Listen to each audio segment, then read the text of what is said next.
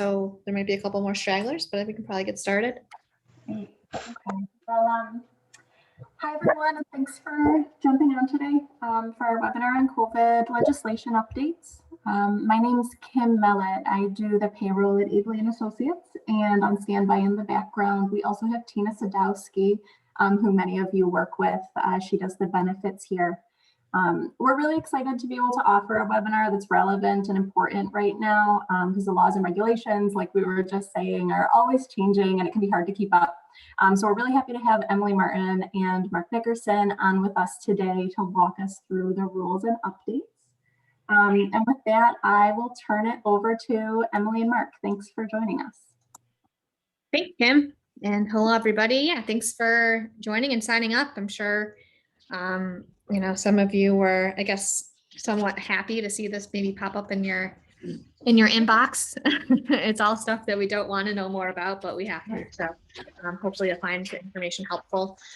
So my name is Emily Martin. I own and founded Ally HR Partners, which is a human resource consulting business, pretty much full service. So whether it's keeping you up to date with all things compliance, such as the ever-changing COVID rules, or more strategic HR initiatives on, you know, talent acquisition or org development and things like that. I work with small businesses and helping them to meet all of those needs. And I'll let Mark introduce himself as well. Yeah, thanks, Emily. I'm Mark Nickerson. I own and operate Mark Nickerson CPA PLLC.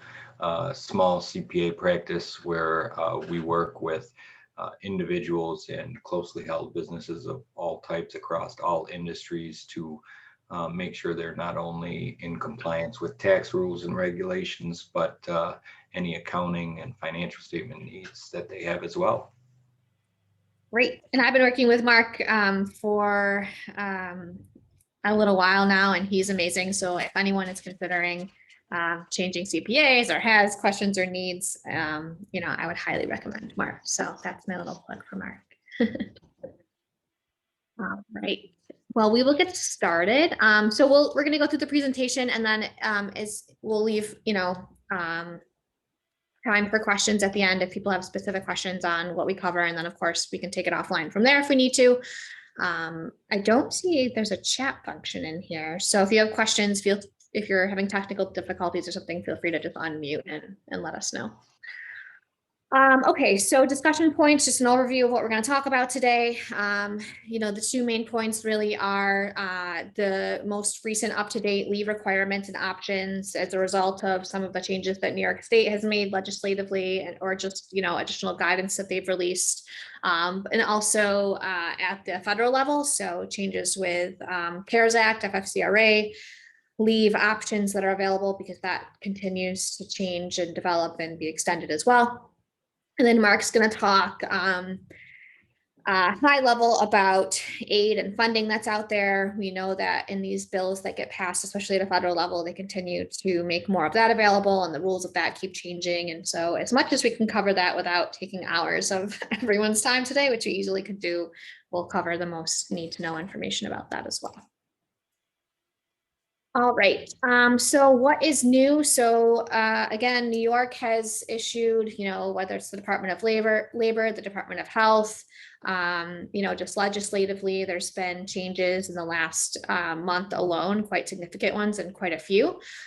So we're going to cover information from those. Obviously, the American Rescue Plan that was passed at the federal level had a lot of significant updates and changes within it that we'll cover pieces of today. The CDC continues to update their guidance on quarantining regulations, you know, travel guidance, that kind of thing. So we'll cover some changes with that. And then also the IRS continues to issue guidance and changes with things regarding taxes and the employer retention credit and things like that. So that's mostly where we're getting this information from and these updates from.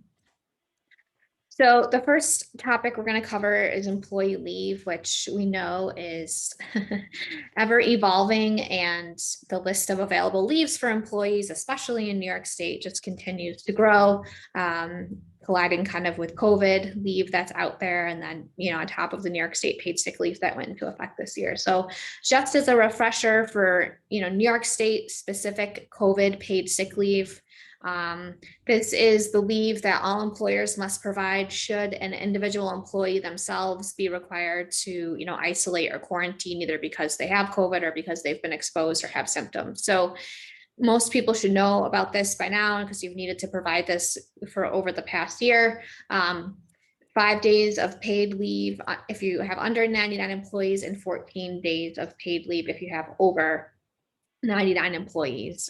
But that being said, if you have under 99, although only 5 days of that is paid, you do still need to provide the total 14 of protected. So that other time would be unpaid. So I'm not going to get too much in depth to that because this is the old information, just a quick update. This includes for exposure to a known COVID positive person. So if you've been exposed, you have to quarantine now. The latest guidance for New York State, which some of this differs from CDC, is quarantining for 10 days, regardless of whether or not you test positive or have symptoms. So minimally, these employees that are exposed to a COVID positive person must quarantine for 10 days. Employees exposed who have tested positive within the past 3 months and recovered do not have to quarantine or get tested again as long as they don't have symptoms. So that's a new little, hopefully alleviate some of the need for people to be out. So if they've had positive, if they have tested positive in the last 3 months, they won't need to quarantine again as long as they don't have symptoms. Employees who've been in close contact with someone who's had COVID are not required to quarantine if they've been fully vaccinated. So that is a growing number of the population now. So as long as they have no symptoms and they've been vaccinated, they're good to go. And obviously for positive test results, employees must quarantine for a minimum of 10 days, regardless of symptoms. So even if they're asymptomatic, obviously they could be spreading it if they have it. So that's kind of a lot of the need to know information about that, and the most up-to-date information with that from New York State.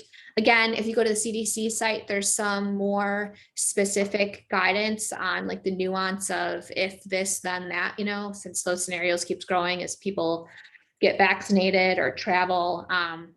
But please remember that New York State has their own guidance on this that differs sometimes slightly from CDC. So make sure you're always checking there as well.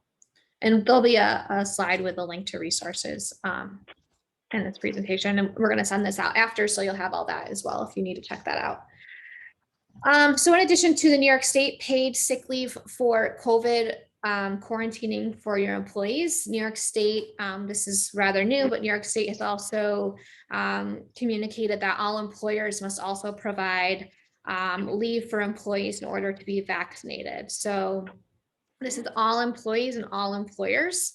And it gives employees up to 4 hours of, paid leave to get vaccinated. So this is 4 hours, up to 4 hours per dose. So if they're getting the vaccine that requires 2 doses, you would need to provide them with leave each time if that's necessary based on their work hours. If it's just a single dose vaccination, they obviously would only get, a one-time amount of leave for that. This also, preparing for the unknowns of the vaccine process, this will cover potential booster shots in the future. So say we determine that after 90 days, people need to get boosters or whatever that ends up being, this leave will be available again for those additional rounds of booster shots or vaccinations. So New York State's kind of covering those bases and actually goes as far as to say that this law is in effect until 2022. So the end of 2022, not even just this year. So I think that sounds like we'll probably be required to get some boosters, far into next year. So New York State was nice enough after issuing the news about this leave being required. A couple weeks later, they issued an FAQ. So employers do have some rights about how to enforce this, because obviously this is just another form of paid leave on top of a lot that have been pushed on employers in the last year. So you can require proof of vaccination in order for the leave to be paid. So, you can make the employee come back with some sort of proof that they actually went and got the vaccine and didn't just take the time off to stay at home and watch TV. But you need to be careful that you're respecting employees' rights to confidentiality when that happens. So that information should only be shared with human resources, one person to prove that that was the case. You shouldn't be sharing, the news that someone got vaccinated with other people, managers, supervisors, what kind of vaccine they got, anything like that. The law does not apply retroactively, so it only applies for employees receiving vaccinations on or after March 12th. So if someone got the vaccine before that and had to miss work, they can't claim you now owe them for that time that they missed, and you have to pay them for that. It does not go backward. The paid leave may only be used for employees' own vaccination, so this is important, and only in order to receive the vaccination. So if I get the vaccine and tomorrow I'm sick because of it, this leave does not cover time missed for me to be sick because of the vaccination. In that case, I would need to just use my normal paid time off or paid sick leave or something like that.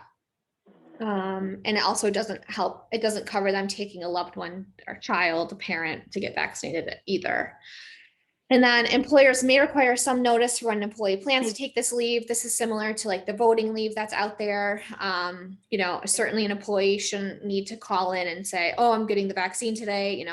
You have to make appointments for the vaccine. So it's very reasonable that you would expect them to be able to try to plan it, first of all, outside of work hours, but second of all, with enough notice to give you a heads up on the time off that they need.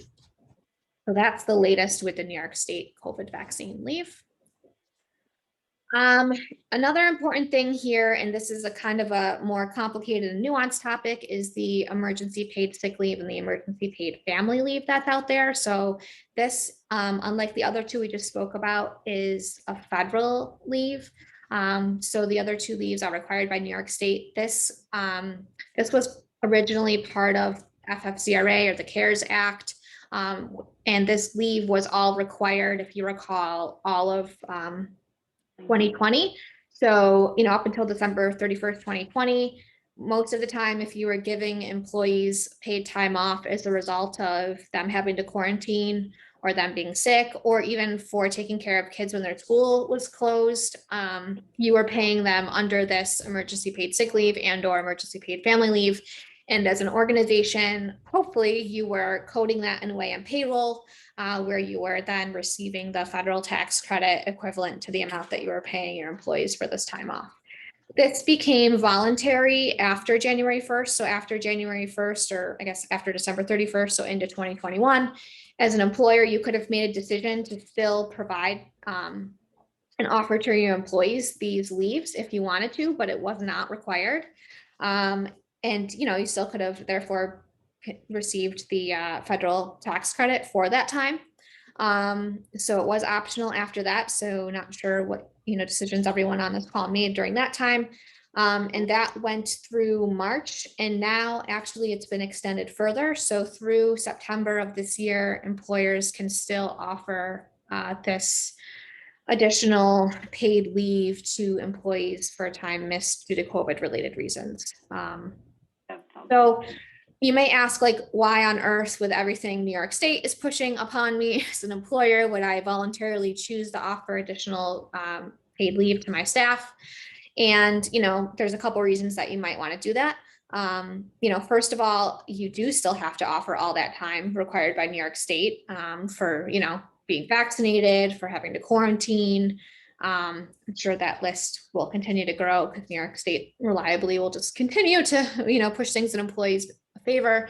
But if you have to offer that anyway, you might as well do it through this federal leave and get a tax credit for that time, because otherwise that New York State leave is all just out of your pocket and totally at the cost of you as the employer, in addition to, the New York State paid sick leave that was put into place this year. So that may be a reason why you continue to offer this. The new emergency relief bill did change some other components and definitions in the way that these leaves work.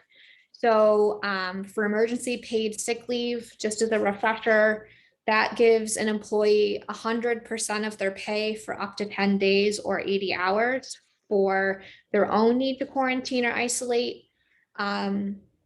Now they've expanded that also to seeking and awaiting test results. So if you've been exposed or, have symptoms and you're awaiting test results, and need to go get tested and need to stay out during that time, you can receive 100% of your pay for that time. And also now this includes self-vaccination. So if I get vaccinated and I need to miss time, especially if I'm sick after, I would be able to receive 100% of my pay, again, up to 10 days or 80 hours for all of that time. So the definition and the qualifications for emergency paid sick leave have expanded to vaccination, being vaccinated, and sickness from vaccination, basically. Which again, you do have to provide some leave for getting the vaccine anyway through New York State.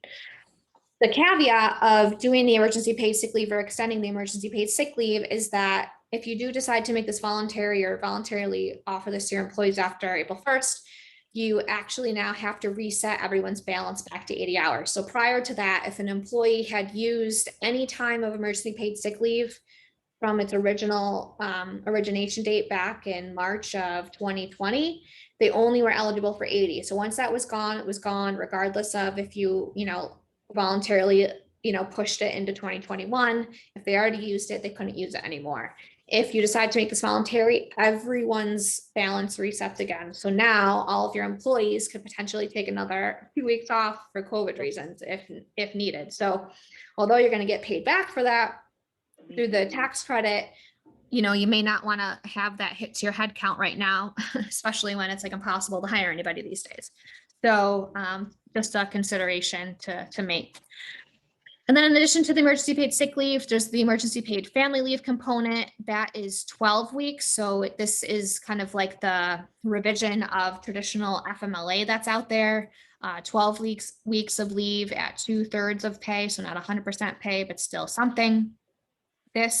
The eligibility reasons for the emergency paid family leave now extends to all emergency paid sick leave reasons. So that's very significant of a change. It's not just if your kid is out of school and it's closed or you need to care for someone. It's also caring for someone subject to quarantine. So not just someone that's sick with COVID, and still applies to school closures. Although I think, that's not really going to be an issue anymore, at least right now. So again, you're going to get reimbursed for this time.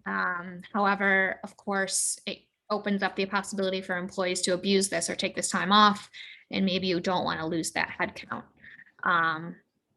Previous emergency paid family leave use counts. So if they used weeks last year, they may not be eligible for as much or any more this year. So that doesn't reset back to 12 weeks. So that is good.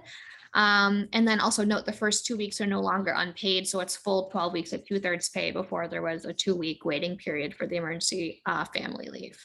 So again, kind of a complicated topic. You may, want to take a look at your employee population and consider, who's already been vaccinated, who's already used a lot of their leave that's been available, and some other considerations like that when determining whether, the benefit of offering this voluntarily outweighs the cost to your organization. And that's mentioned on this slide here. So you want to weigh the loss of staff through abuse and expanded eligibility versus the benefit of the tax credit for mandated reasons anyway through New York State.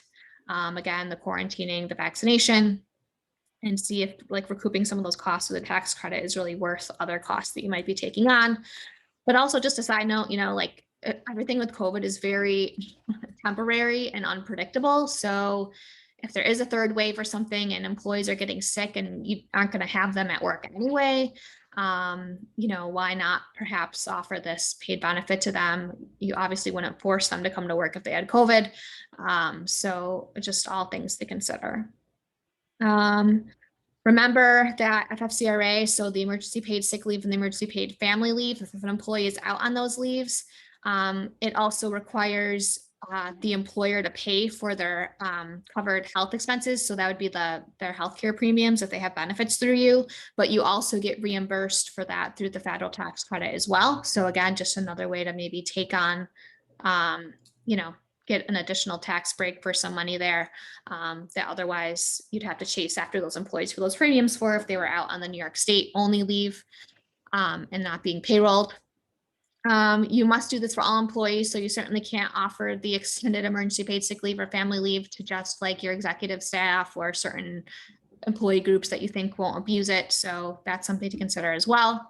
It's always, you want to make sure you're documenting the use of any of these leaves really well. So whether it's the New York State vaccine leave or you code it and use it and apply it as FFCRA leave.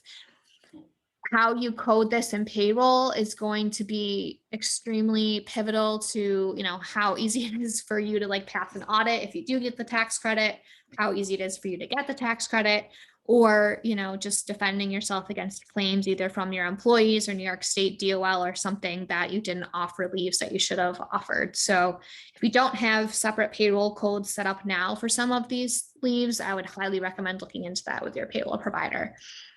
And then of course, remember that the pay rate calculation, you want to document that as well. So if someone gets tips or something like that, all of that needs to be factored into, what their pay rate is and what their leave time is worth if they do miss any time. So all just some reminders there. All right, so from after that, I'll pass it on to Mark here to talk about some of the funding that's out there, some changes with the funding. Sure, thanks, Emily. So the payroll protection program is still out there. When it first began, when individuals started receiving their first draws back in April of 2020, the payroll spending component was actually 80%. That has since been reduced to 60%. So when you're applying for loan forgiveness, there's essentially 3 different forms that the SBA has put out there regarding the loan forgiveness, having to do with one, if you are under $150,000 of loan proceeds that are now seeking to be forgiven per draw. There is another more expansive form where it is discussing $150,000, but you had some type of reduction in FTEs, full-time employees. And there's a third type of form where you have any loan above $150,000. Now, the interesting part when we're applying for forgiveness is that these applications from the SBA, which are available on their website, have almost exclusively been converted by banks. We are working with the SBA to administer the loans into some type of online application system. So one of the things that I've experienced with clients is regardless of the level of loan or proceeds, different banks are requesting different amounts of information.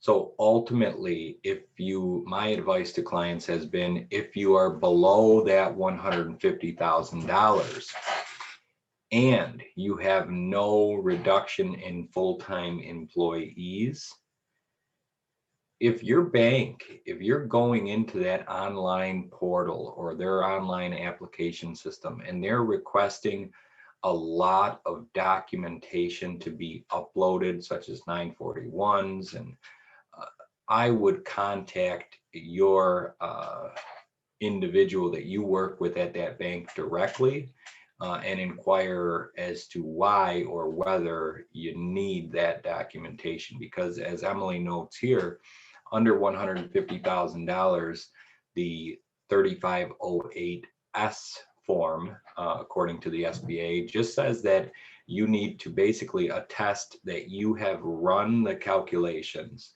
and that based upon those calculations, you do qualify for all of the amount to be forgiven. The forgiveness, if you haven't applied for forgiveness for the first draw, I encourage you to do it now because it has to be applied for within 10 months of the end of the covered period. The covered period, if you had a loan that was taken out prior to June of 2020, you have the option to set that covered period as 8 weeks from that date. I still haven't understood why anybody would, because the covered period can also be, regardless of when the loan was taken out, 24 weeks from the date of the disbursement. So obviously, in order to meet that payroll spending component of at least 60%, we should be considering the 24-week covered period, regardless of when the loan was dispersed, especially when we start to talk about the employee retention credit and the fact that the wages can't be double dipped for that credit. When you calculate this forgiveness, 60% needing to be payroll leaves obviously 40% that could be covered by eligible non-payroll cost. Those payroll costs in the very beginning were simply limited to mortgage interest and rent and certain utilities. But since that time, like many things with anything having to do with COVID, the rules, the regulations have changed, and the SBA has expanded the definition of non-eligible payroll cost to include any type of PPE, any type of personal protection equipment that you have bought or paid for employees, any type of property damage cost, any type of supplier cost, meaning if you had purchased from a vendor any supplies which were essential supplies for an essential business, that is a non-payroll cost that can allocate or count towards 40% of the payment for those forgiveness calculations. In addition, there's any type of what the SBA calls operating expenditures, which to me, the definition seems as though it's if you spent money to transform your business to be able to support a remote workforce. So the SBA's definition is payments for business software or cloud computing service that facilitates business operations, product or service delivery, process, payment, or tracking of expenses. And it goes on and on. But to me, that says if we had to pay for any software that was necessary to kind of transform us to being remote, that cost would also qualify. Next slide. So what's new? Well, there's quite a few things. Funding is still available for potential first and second draws through May 31st. There is expanded eligibility not just for nonprofits, but also for Schedule C taxpayers. So nonprofits are still eligible for first and second draws, including one of the things that one of the new acts in 2021 did was to expand the nonprofit eligibility to 501c6 organizations. 501c6 organizations are generally thought of as those social clubs, right? Yacht clubs or country clubs who could apply now and be counted. Whereas other 501c3 organizations, what we would generally think of as the nonprofits, the charitable organizations, always counted. The Schedule C piece has to do with the fact that previously sole proprietors or single member LLCs were limited to their net income. So their income after expenses on their Schedule C, which for most small businesses, sole proprietors may be very low, especially if they were just starting out in the first or second year of operations when COVID hit. Well, the SBA has changed that through one of the acts passed, where now Schedule Cs can use their gross profit, right? Their gross sales amount before expenses to calculate their amount of a PPP loan that they would be eligible for. That's a big change, and there's a lot of intricacies there depending upon whether the Schedule C has or does not have employees. But the big thing is, if anybody is or knows of somebody in that realm, they could be eligible if they previously thought that they were not. For employees also, or excuse me, for employers that have received a first draw, the second draw is still available through May 31st. Generally speaking, the second draw amount will be equal to that first draw amount if employers can demonstrate that they have a quarter in 2020 that is at least 25% lower than that comparable quarter in 2019. So if that can be demonstrated, you can apply and receive a second draw even before any first draw loan forgiveness. And generally speaking, again, that will be equal to the same amount as the first draw. In addition, a big piece that we'll talk about when we hit the employer retention credit here next is the fact that we can now claim both the employer retention credit and the PPP loan. So with that employee retention credit, the employee retention credit provides eligible employers with a benefit on their 941 on their payroll tax forms. So obviously in this case, we're talking about employers with employees. And there's two different definitions of eligible employers depending upon which year we're looking at them qualifying for. In 2020, obviously the majority of us look at the COVID beginning date as March 13th, right? So when we start looking at the eligible employers, it begins generally with Q2 of 2020. And an employer qualifies if either their operations were fully or partially closed down from some government order, federal or state, or, right, which is a big term. So even if you were not subject to any shutdown, you could still qualify if your gross receipts for any of those quarters were now 50% less. A steeper threshold than the second draw PPP, 50% less than the same quarter in 2019. Now, if that is true, if say an eligible employer had a reduction in gross receipts of more than 50% in the second quarter of 2020 compared to 2019, that employer would qualify for the entire quarter. They would continue to qualify for quarters 3 and 4 until that is no longer true. So until their gross receipts were now not reduced by 50% or more compared to 2019. The same rule is true for eligible employers in 2021.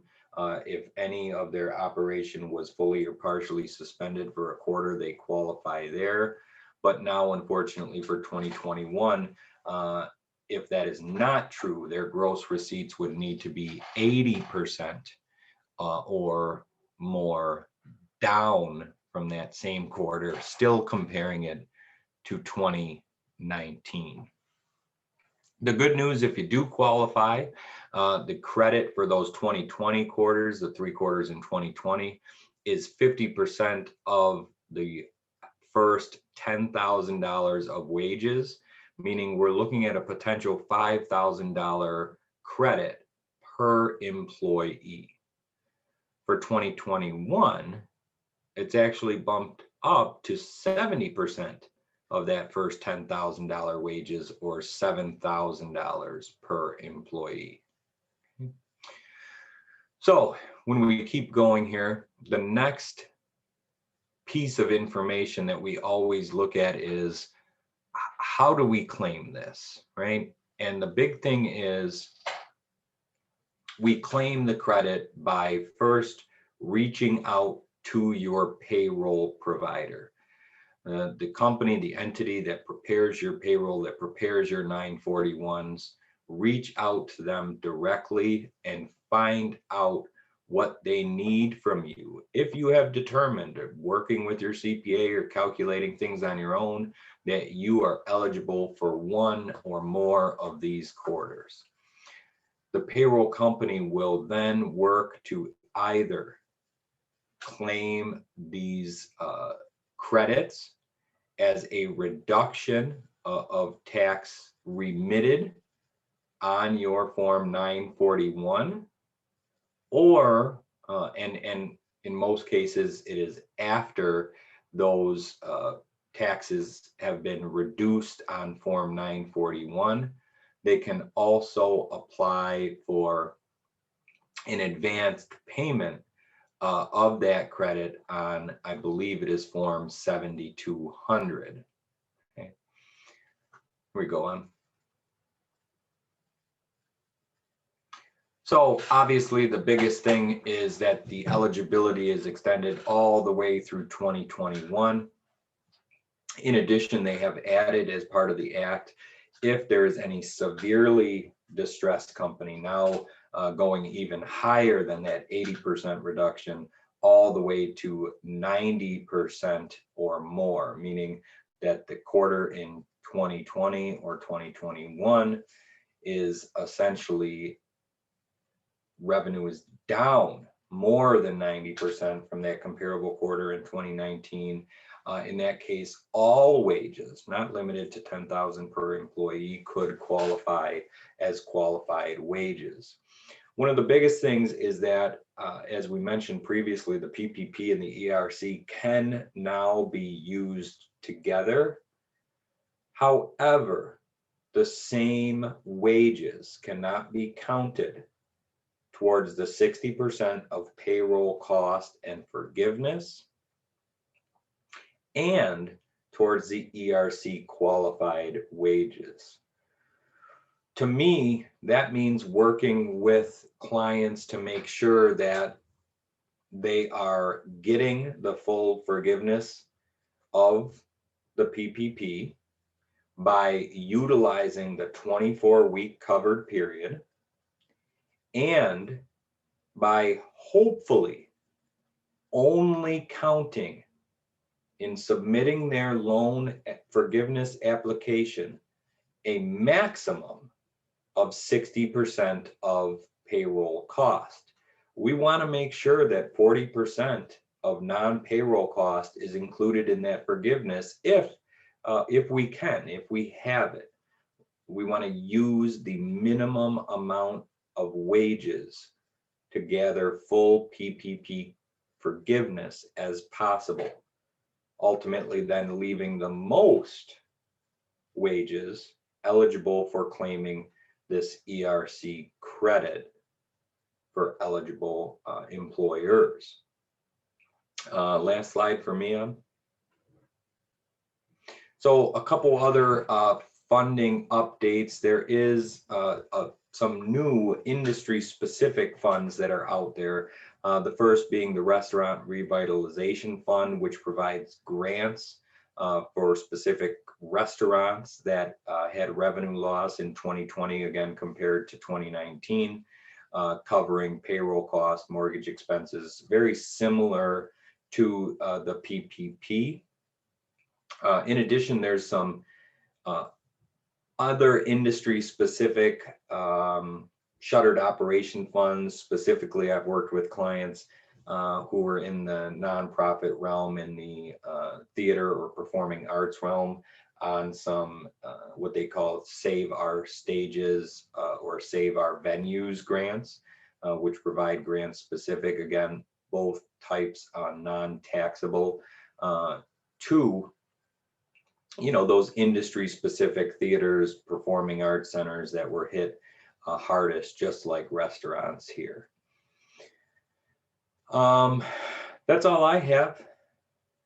Back to you. Cool, thanks, Mark. Yeah, and I just want to mention as just a quick note relating some of this to the leave discussion that we had prior to Mark getting into the funding is if you are taking if you are paying employees through the FFCRA or CARES Act leaves with the emergency paid sick leave or emergency paid family leave, so whether that was last year or through a voluntary basis this year, you want to make sure that those that salary amount or any of those funds are not being counted into your PPP eligible forgiveness amounts or even the employer retention credit amounts paid out, because you're already receiving a tax credit for those, so they can't be then also used to receive forgivable funding for. So again, just a lot of nuance. Just make sure you're working with your bank or your CPA or whoever it is that is helping you with this stuff to make sure that you're not kind of falling into some of these pitfalls later. As I promised, we will send a slide deck of this presentation along with a recording of it after to everybody who registered and attended. So within that, you'll see these links to some good resources, but there are 1,000,001 different, publications out there that are constantly publishing updates and providing resources, but these are some of the ones I think are best. The Small Business Association website is constantly updating this, and as Mark said, a lot of the funding and loans are being administered through that. So that's a great place to check out the most updated forms and information. My website, I'm constantly writing pieces and updating things there. Obviously, the IRS website specifically for the employee retention credit, which is managed through them. They are updating their FAQs there. Not as user-friendly, but a lot of information. Paid family leave and sick leave FAQs. You can find those from a federal level on the IRS website. The New York State leave information can be found on the New York State DOL's website, which isn't on here, but you can Google that. And then the CDC and a couple other resources here. So just a reminder, help is available, whether it's through Aebly or Mark or myself, or, if we can't help you, I'm always very happy to put people in touch with other people who could help them. Certainly reach out on the topics we covered today or really any other related topics to either accounting or HR, whatever it might be. This is my information here.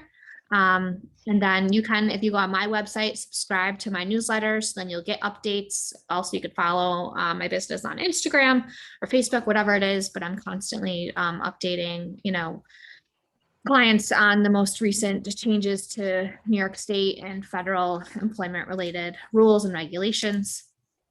And that's pretty much it. So thank you so much. And, for Kim and Aebly for giving Mark and I the opportunity to present to your clients. And all of our contact information is here. So on the Aebly end, if you have questions that, they can help with or related to payroll and things, you could contact Kim or Tina. Their information is here. And then mine and Mark's emails are here as well. But otherwise, we're happy to take questions at this point. So you might be muted. You can unmute yourself and shout it out. I don't think for some reason there's a chat feature right now. So unfortunately, you're going to have to bear yourself and speak your question to the audience. Emily, could you talk about to what extent an employer can use vaccination as a condition of employment? If at all, how much they can encourage employees to get vaccinated, that type of thing? Yeah, I mean, that's definitely a tricky subject. I would say depending on if you're interested in doing that as an employer, I would reach out to myself or even probably legal counsel on that, because it's definitely tricky, and certainly people like in the medical field, for example, are much more are much safer in doing that than someone in a field where that's not necessary, or an industry where that may not be as necessary, or there aren't as many safety risks. So without knowing more, I wouldn't want to say too much more on that subject. Cool. Okay, thank you. Yeah. Any other questions on leave or applying for any of the loan forgiveness?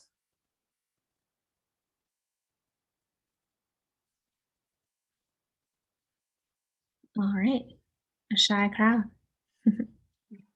All right, well, like we said, we will send along a recording of this so you can watch it again or share it, and then the slide deck as well, and then certainly reach out if you have any questions, individual questions. Right. Thanks so much, Kim. Yeah, thank you. Thanks, Mark. Thanks, Thank Mark. Yeah, you as well. guys. All right, bye-bye.